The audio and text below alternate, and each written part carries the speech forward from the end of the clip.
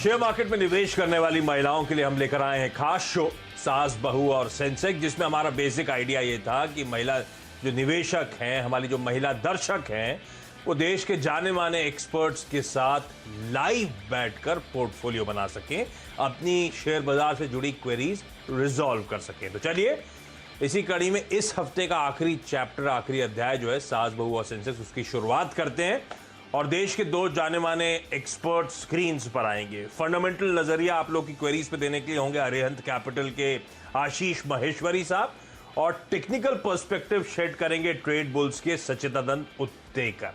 आप दोनों का स्वागत है। और अच्छा, आप लोग की स्क्रीन्स पर हमारे WhatsApp numbers, toll free numbers, CNB से आवाज के ट्विटर हैंडल्स आप लोग जानते होंगे, मेरा ट्विटर हैंडल जानते होंगे। रीच आउट करिएगा आज के शो में या फिर अगले हफ्ते जब सास बहू और सेंसेक्स की जर्नी की फिर से शुरुआत करेंगे तो कोशिश करेंगे आप लोग की ज्यादा से ज्यादा क्वेरीज इनकॉर्पोरेट कर सकें। लेकिन ये सफर तो शुरू हुआ है, चलता रहेगा, तो क्वेरीज आने वाले शोज में बट ऑब्वियस है आप लोग की हम लोग रिजॉल्व करेंगे। अच्छा, आगे बढ़ूं उससे पहले भारतीय बाजार स्क्रीन्स पर आएगा आप लोगों की। तो आज वो अल्टीमेट ट्रेडिंग सेशन, कल मैं पेनल्टीमेट कह रहा था, तो आज दरअसल वीकली एक्सपायरी का दिन, और अब तक इस समय तो कहना चाहिए रिलेटिवली शांत कामकाज होता हुआ भारतीय बाजारों में, बहुत सीमित दायरे में। हाँ, लेकिन ध्यान रखें आज खुलते ही हमने एक नया कीर्तिमान बनाया, रिकॉर्ड उच्चतम स्तर जड़ दिए। जो प्रीवियस रिकॉर्ड्स थे 13,145 के, उन्हें ब्रीच करा आज 13,216 तक के लेवल, जहां खुले वहीं रिकॉर्ड उच्चतम स्तर बने, और उसके बाद हल्की प्रॉफिट टेकिंग है। तो ऊपरी स्तरों से अब ऑलमोस्ट फ्लैटिश नोट पर सेंसेक्स और निफ्टी में कामकाज होता आपको नजर आएगा। तो इस समय तो एकदम शांत, लेकिन आज वीकली एक्सपायरी है और कल की वॉलेटिलिटी के बाद आप ब्रेसअप कर लीजिए। सेकेंड हाफ में शायद स्क्रीन पर एक्शन, स्क्रीन पे मोमेंटम और स्क्रीन पे वॉलेटिलिटी पिकअप होती हुई नजर आएगी। कुछ देर पहले तक बैंक्स में एक अच्छा आउट परफॉर्मेंस था तो निफ्टी संभला हुआ था। अब अक्रॉस द बोर्ड थोड़ी सी प्रॉफिट टेकिंग है, तो 13,216 निफ्टी के हाईज, वहां से हम ऑलमोस्ट 100 पॉइंट नीचे निफ्टी पर हैं। बैंक निफ्टी के आज के हाईज थे 29,800 के, तो 29,800 से बैंक निफ्टी भी 250 350 पॉइंट नीचे, और दिन के लोज पे है 29,540 लोज हैं और 555 के जोन पर हम ट्रेड कर रहे हैं। तो डेज रेंज के लोज पे आ गए रिकॉर्ड उच्चतम स्तर जड़ने के बाद। ऐसे में पहले सचिन से समझ लिया जाए क्या एंटिसिपेट कर रहे हैं, सेकंड हाफ कैसा रहेगा, किस तरह के सेशन के लिए सचिन हमें ब्रेसअप करना है, और आपके लिहाज से एक्सपायरी कहां पे होती हुई नजर आएगी? कोई ट्रेड बन रहा है क्या निफ्टी पे, निफ्टी बैंक पे, अगर मैं रिस्क लेने को तैयार हूं तो? गुड आफ्टरनून आशीष जी, जिस तरीके से मार्केट्स प्लेस्ड है यहाँ पर काफ़ी बेहतरीन सेक्टर रोटेशन हमने देखा है पिछले कुछ दिनों में। एंड आज के सत्र में भी अगर हम निफ्टी की बारे में बात करें तो आई थिंक 13,155 एक काफ़ी इंपॉर्टेंट लेवल होगा। अगर ये पर्टिकुलर लेवल ब्रीच हो जाता है तो मुझे लग रहा है कहीं जाकर एक्सपायरी 13,150 से लेके 200 इस पर्टिकुलर रेंज में आनी चाहिए। बट ऑन द कॉन्ट्ररी मुझे लग रहा है 13,000 का सपोर्ट आज के लिए ब्रीच नहीं होना चाहिए। सो एक्सपायरी के लिहाज से मुझे लग रहा है 13,000 के ऊपर की एक्सपायरी होने की प्रोबेबिलिटी ज्यादा है। एंड निफ्टी बैंक का अगर हम डेटा देखें तो मुझे लग रहा है वहां पर थोड़ी सी एक वाइडर रेंज जरूर है। इनफैक्ट 30,000 पे एक काफी स्टिफ रेजिस्टेंस है। बट जिस तरीके से आज ओपनिंग हुई है, एक इनसाइड बार है 29,700 के आसपास, जिस तरीके से प्राइस एक्शन इवॉल्व हुई है, तो मुझे लग रहा है थोड़ा सा अगर डिक्लाइन आता भी है मार्केट में तो 29,180 के स्टॉप लॉस के साथ मुझे लग रहा है वहां पर लॉन्ग्स बिल्ड करने की चेष्टा करनी चाहिए। ओवरऑल एक्सपेक्टेशन यही है कि 29,700 से 30,000 इस पर्टिकुलर रेंज में कहीं जाकर एक्सपायरी शेप होनी चाहिए। अगर हम इमीडिएट बेसिस पे भी देखें तो यहाँ पर बैंक्स में थोड़ा सा दबाव जरूर है, बट वहां पर रोटेशन काफी बढ़िया है। इनफैक्ट आज पीएसयू बैंक्स ने लीडरशिप ले ली है। प्लस अगर हम एनबीएफसीज को देखें तो फाइनेंशियल्स कहीं ना कहीं जाकर थोड़ा सा मोमेंटम ड्राइव करने की कोशिश जरूर कर रहे हैं। तो मुझे लग रहा है अगर सेकंड हाफ में वापस प्राइवेट बैंक्स आ जाते हैं तो काफी बेहतरीन तेजी देखी जा सकती है। ठीक बात, तो ये हो गया बाजार पे आज एक्सपायरी रिलेटेड कॉल। लेकिन आज थोड़ा सा मूड बिगड़ना शुरू हुआ एचडीएफसी ट्विंस, खासतौर पे एचडीएफसी बैंक को लेकर जब खबर आई, तो यही दोनों जो हैवीवेट्स हैं ये दरअसल बाजार को ड्रैग करने का काम कर रहे हैं। अदरवाइज मारुति हुआ, रिलायंस हुआ, एसबीआई हुआ, एलएनटी हुआ, एशियन पेंट्स, कोटक, ये सब हैवीवेट्स अभी भी मजबूती के साथ कामकाज कर रहे हैं। लेकिन सबसे ज्यादा प्रेशर ये एचडीएफसी ट्विंस की तरफ से, और आरबीआई ने जब वो खबर आई कि टेम्परली कहा है कि इनके जो डिजिटल कारोबार के लॉन्चेस हैं, इनके जो नए क्रेडिट कार्ड कस्टमर्स सोर्स करते हैं उस पर टेम्पररी हॉल्ट कर देने का है, जब तक अपने बैकएंड के इश्यूज रिजॉल्व नहीं करेंगे। तो महेश्वरी सर, कोई घबराने वाली बात तो नहीं है एचडीएफसी बैंक के लिए? ये नीजक रिएक्शन था, मान के चलूं खबर पे सेंटिमेंट्स हावी हो गए बस, या कुछ बिगड़ा है मूड? बिल्कुल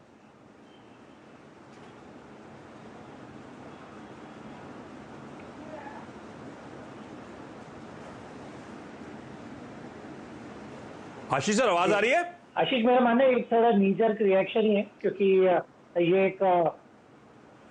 ये एक या 2 दिन का मैटर है, क्योंकि पूरे बैंक पर इसका कोई इतना मीनिंगफुल इम्पैक्ट नहीं है।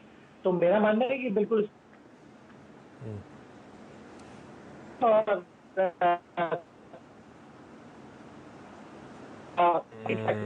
थोड़ा सा मेरे को लगता है रीपैच करना पड़ेगी आशीष सर आपके साथ लाइन, क्योंकि थोड़ी सी ऑडियो इश्यूज आ रहे हैं, कनेक्टिविटी इश्यूज आ रहे हैं। लेकिन ध्यान रखिए जो हुआ इसीलिए क्योंकि आपको याद होगा एचडीएफसी बैंक के केस में वो आउटेजेस रिसेंटली काफी हुए थे, पावर फेलियर के इश्यूज इनके प्राइमरी डेटा सेंटर पे आए थे। तो आरबीआई का कहना है इन सब बैकएंड इश्यूज को रिजॉल्व करिए, उसके बाद अपने डिजिटल कारोबार पे वापस फोकस करिएगा, उसे बढ़ाने की कोशिश करेगा। तो ये बैकएंड इश्यू जब तक, इसलिए मैंने वर्ड यूज करा टेम्पररली, ये रोक लगाई गई है। तो वो नीजक रिएक्शन था, लेकिन ये है कि ये दोनों हैवीवेट्स हैं, थोड़ा सा मूड बिगड़ा तो लेगार्ड बन गए। मैं लौटूंगा इस तरह के और भी स्टॉक्स पे, लेकिन अब मुझे लगता है सवाल जवाब के सिलसिले की शुरुआत कर देनी चाहिए। और पुणे से चेतना मेहतानी जी जुड़ती हुई। चेतना मैम, हाय, गुड आफ्टरनून। पहले स्टॉक स्पेसिफिक क्वेरीज पे हूं आपके, लेकिन उससे पहले बताएं चेतना मैम, कब से स्टॉक मार्केट में, कैसी रही जर्नी? फिलहाल इस लॉकडाउन के बीच में मैंने स्टार्ट किया शेयर मार्केट का देखने के लिए, विद रिगार्ड्स टू सीएनबीसी आवाज प्लस जैकपॉट, जो क्लूज वगैरह है उसके थ्रू लर्न करके I have learn very much things. और कुछ शेयर्स है जिसमें मुझे अच्छा प्रॉफिट भी मिला है, बुक किया है। तो ये लॉकडाउन के समय तो हाउस होल्ड कोर्स बढ़ गए होंगे आप लोग के। और ये आप नहीं पता चेतना मैम, अगर आप साजबोर और सेंसेक्स देख रहे होगे तो मेरे ख्याल से 75% जो आए थे चैनल पे, सबने कहा उन्होंने लॉकडाउन के समय शुरू करा। तो ये एक्स्ट्रा समय निकल कैसे आया मैम?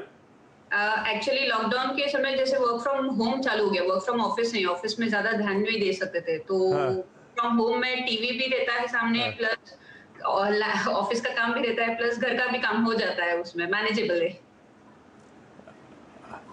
अरे वाह, और मैं भी अभी इस समय वर्क फ्रॉम होम में हूं, लेकिन मुझे लगता है ज्यादा स्ट्रेस वर्क फ्रॉम होम में आता है। पूरे टाइम देखना पड़ता है मोबाइल पे, कोई मैसेज तो ऑफिस से नहीं आ गया, सब ज्यादा मुश्किल हो जाता है, ज्यादा चैलेंजिंग हो जाता है। ऑफिस में थोड़ा तो फ्री घूम लेते हैं। लेकिन चलिए चेतना मैम, 2 सवाल हैं शायद आपके। पहला कौन सा? जेएम फाइनेंशियल का मैंने जेएम फाइनेंशियल में इन्वेस्ट किया ऑलमोस्ट 3 मंथ्स अगो 83.15 केस पे 100 शेयर्स। सो उसके लिए एडवाइस, ये लॉन्ग टर्म, आप जब आपने एंट्री करी तो क्या मन था? लॉन्ग टर्म के लिहाज से है या ट्रेडिंग का एक मोमेंटम प्ले करना था? आप इस समय पोर्टफोलियो कंस्ट्रक्ट कर रहे हो क्या अपना शेयर बाजार में? Yes, so I am constructing my portfolio. So ये मैंने 6 मंथ्स टू 9 मंथ्स के हिसाब से रखा था कि उतना रिटर्न मिल सके। तो इन 3 मंथ्स ऑलरेडी हो चुके थे, तो उसमें इतना ये नहीं मिला, so was bit worried about that. बिल्कुल। डायरेक्टर साहब बताइएगा, आशीष सर का लाइन अगर रिपैच हो गई है, ढंग से ऑडियो आ रहा है, तब तक मैं जा रहा हूं सचिन के पास। सचिन, जेएम फाइनेंशियल जहां खरीदा वहीं है, और जेएम फाइनेंशियल का थोड़ा सा लंबा चार्ट देखेंगे आप तो बिल्कुल सही कह रही है मैम, ये कंसोलिडेशन, गजब के कंसोलिडेशन के मोड में पिछले कई समय से चल रहा है। चार्ट्स क्या कहते हैं? अगले 6 से 9 महीने का टाइम होराइजन है, तो जेएम फाइनेंशियल मोमेंटम दे देगा क्या? प्रॉफिटेबल एग्जिट देगा मुझे? देखिए आशीष जी, जैसे आपने विश्लेषण किया है, ओवरऑल अगर इसका स्ट्रक्चर देखें तो काफ़ी कंसोलिडेटिव है। एंड इनफैक्ट जिस तरीके से बाकी इनके पेयर्स की परफॉर्मेंस रही है, मुझे लग रहा है कहीं जगह कर यहाँ पर एक बहुत बड़ा लैग है परफॉर्मेंस में। तो यहाँ पर मुझे लग रहा है कि स्ट्रक्चर ऐसा वीक नहीं है, कंसोलिडेशन है, इसलिए मुझे लग रहा है 75 काफ़ी इंपॉर्टेंट होगा from a weekly closing perspective, जहाँ पर थोड़ा सा मेजर ट्रेंड वीक हो सकता है। बट ओवरऑल एक्सपेक्टेशन यही होगी कि जिस तरीके से एक दायरा बना हुआ है, मुझे लग रहा है अराउंड 9500 के आसपास के एक बार तो स्विंग्स आने चाहिए। तो यहाँ पर मुझे लग रहा है प्रॉफिटेबल तो नहीं, बट एक बेटर एग्जिट बनने की गुंजाइश होगी, maybe around cost to cost निकलने की अपॉर्चुनिटी जरूर इनको मिल सकती है। बट फिलहाल तो मुझे ऐसा लग रहा है कि अगर कंपैरेटिव एनालिसिस करें तो यहाँ पर आईसीआईसीआई सिक्योरिटीज जैसा काउंटर है वो भी एक कॉन्ट्रैक्टिंग रेंज में है, तो मुझे लग रहा है वहां पर अगर एक ब्रेकआउट आ जाता है या ओवरऑल ये पैक में पूरे ब्रेकआउट आ जाता है तो मुझे लग रहा है वहां पर काफी बेहतरीन परफॉर्मेंस होगा। हाँ। सो यहाँ पर मुझे लग रहा है क्लियरली पर सचिन, कॉस्ट टू कॉस्ट तो ये ऑलरेडी बैठी हुई है। जी बिल्कुल, मुझे लग रहा है कि ऑलरेडी है, इनकी खरीदी 83 की है। Yes, okay. सो मुझे लग रहा है कि 9500 के आसपास इनको अच्छी एक एग्जिट जरूर मिलेगी। बट ओवरऑल अगर हम स्ट्रक्चर्स के लिहाज से देखें तो आईसीआईसीआई सिक्योरिटीज में भी स्विच कर सकते हैं। इनफैक्ट वहां पर भी एक बेहतरीन ट्रेंडिंग मूव इनिशिएटेड है, एक अच्छा कॉन्ट्रैक्शन हुआ है। तो फिलहाल तो मेरी सलाह होगी जेएम फाइनेंशियल्स में होल्ड करने के लिए 75 के स्टॉप लॉस के साथ, एंड अराउंड 95 जैसे आ जाते हैं वहां पर अपनी पोजीशन रिव्यू कीजिए। ओके, तो मैम चेतना मैम, पहला सवाल जो आपका जेएम फाइनेंशियल प्रॉफिटेबल एग्जिट मिल जाएगा, अच्छा कंसोलिडेशन 9500 तक के टारगेट शायद देखने को मिले तो मेरे ख्याल से मीनिंगफुल रिटर्न्स आने वाले समय में स्टॉक देगा। थोड़ी देर सचिन और बात करते तो आज ही अच्छा प्रॉफिट हो जाता, स्टॉक उछलना शुरू हो गया सचिन के बात करते करते। लेकिन मैं आपके पास लौट के आऊंगा मैम अगली क्वेरी के लिए, पहले बाकियों को टाइम दे दूं। अच्छा, एक क्वेरी आई थी, शायद मैं समय पे ले नहीं पाया, तो इसमें उन्होंने फिर वीडियो बना के भेजा है, व्हाट्सएप वीडियो है। ये हैदराबाद से सुजाता राव जी का था और काफी अरसे से मैं ले नहीं पा रहा हूं, तो आज एक काम कर रहा हूं, अपफ्रंट सुजाता राव जी की वो जो क्वेरी आई थी डायरेक्टर साहब, मेरे ख्याल से 3 स्टॉक्स हैं, तीनों स्टॉक्स एक साथ सुना दीजिए क्वेरी क्या है, उसके बाद मैं जा रहा हूं आशीष महेश्वरी सर के पास उस क्वेरी को रिजॉल्व करने के लिए। मेरा क्वेरी ये है कि मेरे पास येस बैंक का 55 शेयर्स है eight 150 per share, and Astra Micro 10 shares at 155 per share, and BHL 34 shares at 204। और अभी मुझे ये जानना है कि मैं ये येस बैंक और Astra Micro and BHL should I hold और मैं बेच दूं या एवरेज करूं, इसके ऊपर मुझे आपका मदद चाहिए। ये आशीष महेश्वरी सर, ये हम में से कई सारे रिटेल को मदद चाहिए। येस बैंक 150 का लिए बैठे हैं हम, 15 रुपए हो गया। ये दूसरा BHL 200 प्लस की बाइंग है मैम की, 34 रुपए हो गया। और हम कई सारे रिटेल फंसे हुए हैं। पहले इन दोनों स्टॉक्स पे बात, उसके बाद में जो इनकी फिर भी एक बेहतर पोजीशन स्टॉक है अस्त्र माइक्रो जो इनकी बाइंग के आसपास, उस पे आऊंगा। पहले ये हम BHL और येस बैंक वाले क्या करें? देखिए, येस बैंक में तो जहां तक आशीष मेरा मानना है कि वो वाला रेट तो आएगा नहीं, और उसका रेट को आने में कई सालों का समय लग जाएगा। तो बेस्ट है कि बिल्कुल एक 15 रुपए के आसपास अभी स्टॉक मिल रहा है तो थोड़ा एवरेज बिल्कुल किया जा सकता है, क्योंकि यदि 150 रुपए का स्टॉक है और 15 रुपए का, तो आप 60-70 रुपए का आपका एवरेज उस स्टॉक के लिए बनेगा। तो भी मेरा मानना है 3 से 5 साल का समय आपको देना पड़ेगा वो भाव को आने के लिए, क्योंकि बैंक धीरे धीरे जैसे नॉर्मल ग्रोथ पाथ पे आएगा तो उसमें मोमेंटम बिल्कुल अर्निंग के साथ में देखने को मिलेगा स्टॉक प्राइस में भी। तो 15 रुपए के भाव पे मेरा सलाह रहेगी कि बिल्कुल थोड़ा एवरेज कर सकते हैं। जहाँ तक BHL का सवाल है तो BHL आपने इनफैक्ट काफी ऊंचे स्तरों पर ले लिया है, तो मुझे वहां पे भी नहीं लगता कि वो लेवल भी हमें बहुत शॉर्ट टर्म में 1 या 2 साल में देखने को मिलेंगे। बट चूंकि थोड़ा सा ये भी PSU बैंक की, जब भी PSU सेक्टर का जब भी रैली आता है तो हमेशा थोड़ा मोमेंटम देता है, तो BHL में भी मेरी एवरेज करने की सलाह रहेगी। और मेरा प्राइस टारगेट BHL का अगले 5 साल का करीब 100 रुपए का रहेगा। तो आपको यदि लंबी अवधि का होराइजन है तो बिल्कुल दोनों स्टॉक्स को एवरेज करिए और भूल जाइए थोड़े समय के लिए। सुजाता मैम भूल गई थी, उसी का खामियाजा वैसे भुगता है सर इन्होंने। मैम लॉन्ग टर्म, अगर आप सुन रहे हो तो लॉन्ग टर्म पोर्टफोलियो भी हो तो समय समय पे रिविजिट रिव्यू करना चाहिए पोर्टफोलियो को लेके, भूलने का नहीं। लेकिन इस समय आपके दोनों स्टॉक्स, आशीष सर सही कह रहे हैं, वो भाव तो नहीं मिलने आपको। तो इस समय क्या है, दोनों स्टॉक्स जहां पोजीशन खड़े हैं वहां से फिर भी एक्सपेक्टेड है कि कुछ तेजी दिखाएंगे, तो यहां पे आप चाहें तो एवरेज कर सकती हैं और एवरेज करने के बाद भूल जाएं, यानी कि थोड़ा सा लंबा समय दें। होपफुली कुछ बेहतर या एटलीस्ट लॉसेस तो मिनिमाइज होते हुए आपके नजर आएंगे। आपकी थर्ड क्वेरी के लिए मैं समय रहा तो लौटूंगा, अभी एक छोटा सा ब्रेक ले रहा हूं क्योंकि ब्रेक के उस पार मुझे नोएडा भी जाना है, जहां पर रीना सक्सेना मैम आप लोग को आपकी स्क्रीन पर नजर आ रही होंगी, उनसे करेंगे बातचीत।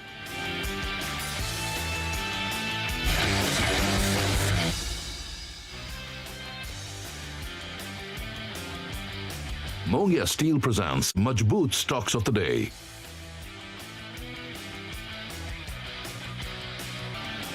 ब्रेक के बाद आपका स्वागत है और भारतीय बाजार वापस कुछ तूल पकड़ते हुए अब इस समय नजर आएंगे। निफ्टी 1/4% उछाल, निफ्टी बैंक वापस 0.5% ऊपर और मार्केट ब्रेथ देखिए 3:1 का रेशियो। ये दिखा रहा है ब्रॉडर मार्केट्स में अभी भी किस हद तक का दमखम बना हुआ है। तो इंडेक्स के लिहाज से ठंडे पड़े थे, लेकिन ब्रॉडर मार्केट्स का आउट परफॉर्मेंस कंटिन्यू होता हुआ। नोएडा जा रहा हूं, रीना सक्सेना मैम जुड़ती हुई। Reena ma'am hi, good afternoon, सवाल पूछें। Good afternoon sir. सर मैं सीएनबीसी आवाज बहुत रेगुलरली देखती हूँ सर, और स्पेशली सर आपका जैकपॉट शेयर जो मॉर्निंग में आप देते हैं, और सर उसमें जो क्लूज देते हैं वो बहुत इंटरेस्टिंग होते हैं। सर हाँ, मेरा question. Thank you ma'am, thank you so much. अच्छा हाँ जी सर, ये मैंने सर वाटर बेस के 300 शेयर्स बाय किए थे लास्ट ईयर फरवरी में at the rate of 141 rupees. हाँ तो सर मैंने 1 साल से होल्ड किया हुआ है। वैसे सर मैं हाँ। शॉर्ट टर्म ट्रेडिंग करती हूँ, लेकिन अभी मैं लॉस बुक करूँ या 6 मंथ तक सर मैं होल्ड कर सकती हूँ? नहीं ठीक है। तो रीना मैम, एक तो इंपॉर्टेंट कि जब शॉर्ट टर्म ट्रेडिंग कर रहे हैं तो हमें एक स्टॉप लॉस लगाना था, पर वाटर बेस खैर अनप्रेसिडेंटेड टाइम से गुजरे हैं, तो सारी एक्सपोर्ट ओरिएंटेड कंपनीज के लिए दिक्कतें थी। सचिन, चार्ट क्या कहते हैं वाटर बेस को लेकर? हमारी बाइंग जो 140 142 की हो गई है साहब। देखिए, मुझे लग रहा है यहाँ पर अच्छे स्ट्रक्चर्स में ही है स्टॉक। इनफैक्ट मुझे ज्यादा वीकनेस नहीं नजर आ रही है। इनफैक्ट यहाँ पर और अक्यूमुलेशन करने की ही सलाह होगी। जिस तरीके से यहाँ पर बेस है, मुझे लग रहा है 90 के स्टॉप लॉस के साथ इनको अपनी पोजीशन बढ़ानी चाहिए। 115 के आसपास फिलहाल कोट कर रहा है काउंटर। मुझे लग रहा है यहाँ से मोमेंटम मिल सकता है अराउंड 130 135 ये जोन के आसपास आने के बाद उनको रिव्यू करनी चाहिए अपनी पोजीशन। बट फिलहाल मुझे लग रहा है एक अच्छे स्ट्रॉन्ग बेस पे बैठा है, तो यहाँ पर एक वापस एक अच्छी अपॉर्चुनिटी बन रही है। रिवॉर्ड टू रिस्क बेटर है, तो यहाँ पर ऐड करने की सलाह होगी 90 के स्टॉप लॉस के साथ। 135 140 ये जोन आ जाता है तो वहां पर रिव्यू कीजिए। मैं भी देख रहा था गजब का कंसोलिडेशन। मैम थोड़ा सा ऐड करिए लेवल्स के आसपास, अच्छा प्रॉफिटेबल एग्जिट मिलेगा अगर आप थोड़ी सी एवरेजिंग कर सके अपनी पोजीशन की। चलिए, इस नोट पर समय खत्म हो चुका है। आशीष सर, सचिन जी, आप दोनों का बहुत बहुत धन्यवाद वक्त निकालने के लिए और आप सबका जुड़ने के लिए, दरअसल जो आप अपनी क्वेरीज पूछ रहे थे। Thank you so much. चलिए, इस नोट पर आज के सास बहू और सेंसेक्स के अध्याय में इतना ही। इनफैक्ट अब ट्यूसडे को रिज्यूम करेंगे इसकी जर्नी, क्योंकि कल तो वो फ्राइडे स्पेशल लाइंड अप होगा। लेकिन छोटा सा ब्रेक के उस पर हर्षदा जुड़ेंगी जो लेकर आएंगे आप लोग के लिए मिड कैप मंथ। नमस्कार।